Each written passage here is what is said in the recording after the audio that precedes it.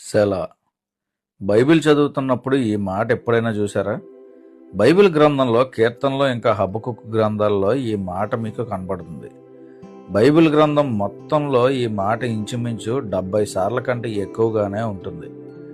ఇది ఒక మాట కాదు, ఈ పదానికి చాలా అర్థాలు ఉన్నాయి. పాట పాడే సమయంలో బలమైన మాట వచ్చినప్పుడు ఆగి ఆ సమయంలో ఆ మాటను ధ్యానించమని ఒక అర్థం వస్తుంది. ఉదాహరణకు కీర్తనల గ్రంథం 3:8 రక్షణ యెహోవాది, నీ ప్రజల మీదకి నీ ఆశీర్వాదం వచ్చునుగాక అన్నప్పుడు అక్కడ సెల అనే పదం ఉంటుంది. దాని అర్థం ఏంటంటే అక్కడ చెప్పబడిన ఆశీర్వాదాన్ని మనసులో మళ్ళీ చెప్పుకుని ధ్యానించాలి అని అర్థం. ఇంకో విధంగా చూడాలంటే, లేవీలు పాడేటప్పుడు పాటకు మ్యూజిక్ వాయిస్తారు కదా, ఈ సెల అనే పదం వస్తే అక్కడ మ్యూజిక్ పెంచడం కానీ